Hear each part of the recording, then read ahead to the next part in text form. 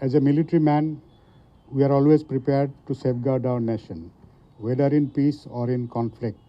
Our primary task is to ensure territorial integrity of the country against any external threat as well as internal threat.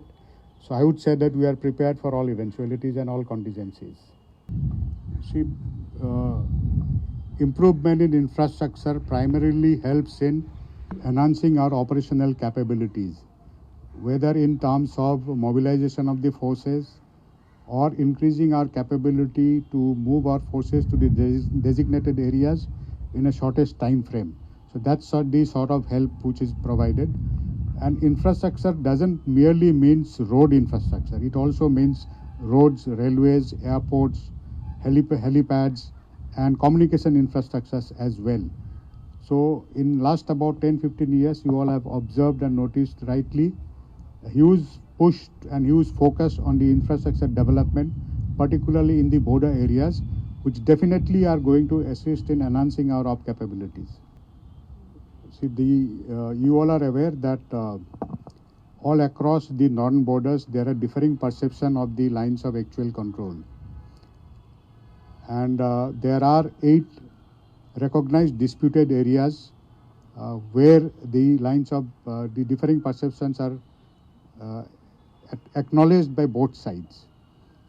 So in one of those areas where there is a differing perception of the LAC, the PLA patrol had transgressed and which was contested very firmly and resolutely by our forces on ground, which led to some amount of physical violence. But I am happy to say that it was contained at the local level and resorting to the existing bilateral mechanisms and protocols which are in place. Though some minor injuries were there to people, soldiers of both sides, I would also like to request you not to listen to any rumors. There have been no major injuries. It's only minor injuries to soldiers from both sides. But the local commanders were able to resolve the issue by carrying out negotiations and resorting to the existing protocols. And that was followed by a flag meeting at the delegation level at Bumla, wherein the issue has been resolved further. Presently, I would like to assure everybody that the border areas along the northern frontier is stable and we are firmly in control. What I would like to say is you are very right. We need to spread awareness about valor and bravery which were displayed by our soldiers, not only in 71 war, in various wars since independence, right from 1948 during the partition, then thereafter 62, 65, 71, Kargil. So all these celebrations which are there as part of Vijay Divas or Kargil Vijay Divas, they are basically aimed at spreading that awareness. Like yesterday during because of the space restrictions here in War Memorial, there is a limitation on the number of people that we wanted to invite.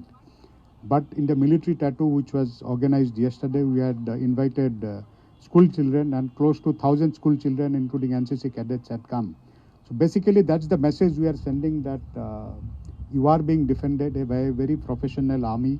The display which was put out yesterday was meant to send that message that you are being guarded by a very professional army who is going to ensure that the territorial integrity of the country is going to be maintained at all times. You know, the Doklam standoff took place in 2017, which was primarily as a result of the PLA attempt at trying to construct a particular road in the area about which there were differing perceptions, which led to 73 days of standoff. And thereafter, through negotiations, the issues were resolved. And thereafter, there is a protocol which is being followed in Doklam area by both sides, in which there is regular interaction between the local commanders so that there are no new constructions which come up on the both sides. So those issues are being resolved at the local level itself. There has been no fresh development, I should say, as far as Doklam is concerned with regards to infrastructure development. Thank you so much.